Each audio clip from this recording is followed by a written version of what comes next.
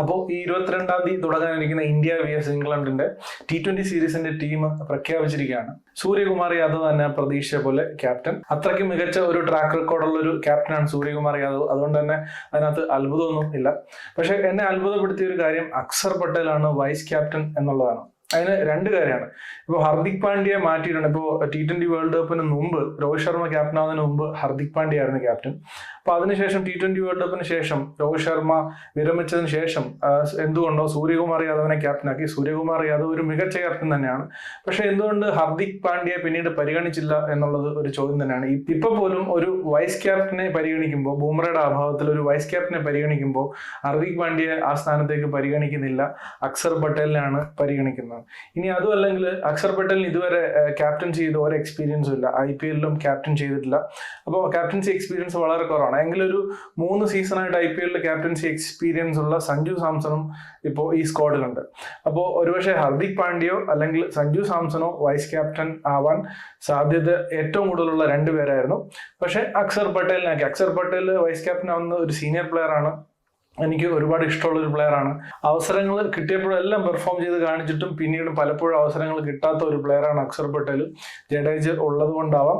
എങ്കിലും Axar Patel vice captain ആയതിൽ എനിക്ക് സന്തോഷം മാത്രമേ ഉള്ളൂ. പക്ഷെ എനിക്ക് മനസ്സിലാവാത്തൊരു കാര്യം ഇവരുടെ ഈ തെരഞ്ഞെടുക്കാനുള്ള ഈ ക്രൈറ്റീരിയ എന്താണെന്നുള്ളതാണ്. ഇപ്പോൾ ഹർദിക് പാണ്ഡ്യ സ്ക്വാഡിലുണ്ട്. അതുപോലെ തന്നെ ക്യാപ്റ്റൻസി എക്സ്പീരിയൻസ് ഉള്ള അത്യാവശ്യം നന്നായിട്ട് രാജസ്ഥാൻ റോയൽസിന് വേണ്ടി ക്യാപ്റ്റൻസി ചെയ്തിട്ടുള്ള സഞ്ജു സാംസൺ സ്ക്വാഡിലുണ്ട്.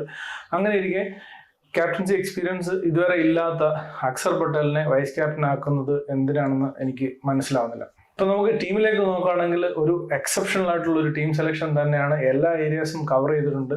നല്ല എക്സ്പ്ലോസീവ് ആയിട്ടുള്ള ഒരു ബാറ്റിംഗ് ലൈനപ്പ് ഉണ്ട്.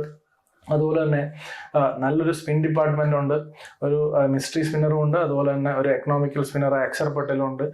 ബോളിംഗിലേക്ക് നോക്കുകയാണെങ്കിൽ മുഹമ്മദ് ഷമി തിരിച്ചു വന്നിട്ടുണ്ട്. അതുപോലെ തന്നെ T20-യിലെ വിശ്വസ്തനായ ഹർഷ്ദീപ് സിംഗും ഉണ്ട്.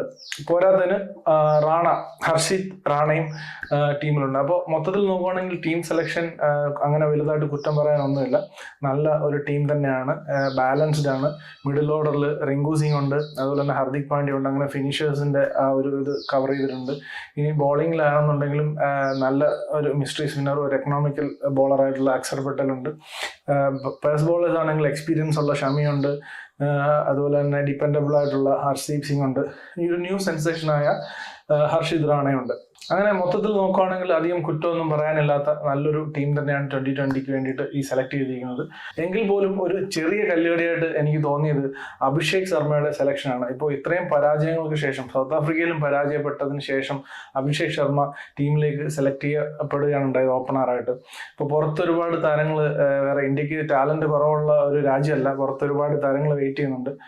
ഒരുപക്ഷെ അഭിഷേക് ശർമ്മ ഒരു എക്സെപ്ഷണൽ ടാലന്റ് ആണ്. അവർ ഫ്യൂച്ചറിലേക്ക് നോക്കുമ്പോൾ അഭിഷേക് ശർമ്മയെ ഒരു പൊട്ടൻഷ്യൽ പ്ലെയർ ആയിട്ട് ഇന്ത്യക്ക് ഒരു ഭാവി താരമായിട്ട് കാണുന്നതുകൊണ്ടായിരിക്കാം. എങ്കിൽ പോലും ഋതുരാജ് ഗെയ്ക്വാഡിനെ പോലുള്ള പ്ലെയേഴ്സൊക്കെ പുറത്തിരിക്കുമ്പോൾ ഇത്രയും അവസരങ്ങൾ കൊടുത്ത് സക്സീഡ് ആവാതിരിക്കുന്ന പ്ലെയേഴ്സൊക്കെ ലെവലിൽ വരുമ്പോൾ നമുക്ക് അവരുടെ വീണ്ടും ഈ ക്രൈറ്റീരിയ എന്ന് പറഞ്ഞ സംഭവം എന്താണെന്ന് നമ്മൾ അത്ഭുതപ്പെട്ടു പോകുന്നുണ്ട്. കാര്യം ഋതുരാജ് ഇപ്പോൾ നോക്കുകയാണെന്നുണ്ടെങ്കിൽ ഓസ്ട്രേലിയയുടെ സെഞ്ചുറി അടിച്ചൊരു പ്ലെയറാണ്. ഇപ്പോൾ T20-ൽ നോക്കുകയാണെങ്കിൽ നല്ല ആവറേജ് ഉണ്ട്.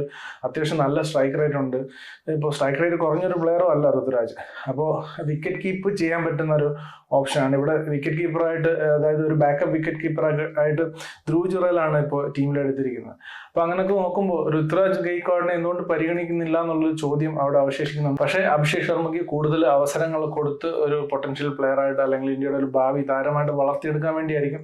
അങ്ങനെ പ്രിവിലേജ്ഡ് ആയിട്ടുള്ള കുറേ പ്ലെയേഴ്സ് ഇന്ത്യക്ക് എക്കാലം ഉണ്ടായിട്ടുണ്ട്. ഋഷഭ് പന്ത്, ശുഭ്മാൻ ഗിൽ. അവർക്ക് പെർഫോം ചെയ്തില്ലെങ്കിൽ പോലും അവർക്ക് അവസരങ്ങൾ ഒരുപാട് കിട്ടും. വളരെ നിർഭാഗ്യവാന്മാരായ വേറെ കുറേ പ്ലെയേഴ്സും ഉണ്ട്. അവർക്ക് വളരെ തുച്ഛമായ അവസരങ്ങൾ കിട്ടത്തുള്ളൂ. അതിൽ പെർഫോം ചെയ്തില്ലെങ്കിൽ അവർക്ക് പിന്നീട് അവസരങ്ങൾ കിട്ടത്തില്ല. അപ്പോൾ അങ്ങനെ ഒരു പ്രശ്നം സെലക്ഷനിൽ എന്നും ഉണ്ടായിട്ടുണ്ട്. അത് കോച്ച്, ക്യാപ്റ്റൻ, അതുപോലെ തന്നെ ടീം സെലക്ഷനിലുള്ള ആൾക്കാർ തീരുമാനിക്കുന്നതാണ്. അവരുടെ പ്രയോറിറ്റീസ് അനുസരിച്ചിട്ടാണ് കാര്യങ്ങൾ നിൽക്കുന്നത്, നമ്മൾ മനസ്സിലാക്കുന്നതെങ്കിലും അതൊരു ചോദ്യചിഹ്നമായിട്ട് നിൽക്കുന്നുണ്ട്. സഞ്ജു സാംസൺ, അഭിഷേക് ശർമ്മ ആയിരിക്കും ഓപ്പൺ ചെയ്യുന്നത്. 1 ഡൗൺ തിലക് വർമ്മയായിരിക്കും. ഇപ്പോൾ സൗത്ത് ആഫ്രിക്കയിലെ പെർഫോമൻസും കൂടെ വെച്ച് നോക്കുമ്പോൾ സൂര്യകുമാർ യാദവ്, അതിനുശേഷം ഓബിയസ്ലി ഹർദിക് പാണ്ഡ്യ, അതിനുശേഷം Rinku Singh, the mister dependable, അതിനുശേഷം ഓൾറൗണ്ടർ അക്സർ പട്ടേൽ, പിന്നീട് ഹർഷിത് റാണ, മുഹമ്മദ് ഷമി, അർഷ്ദീപ് സിംഗ്, വരുൺ ചക്രവർത്തി. ഇതായിരിക്കും ഒരു പ്രോബബിൾ ഇന്ത്യയുടെ 11.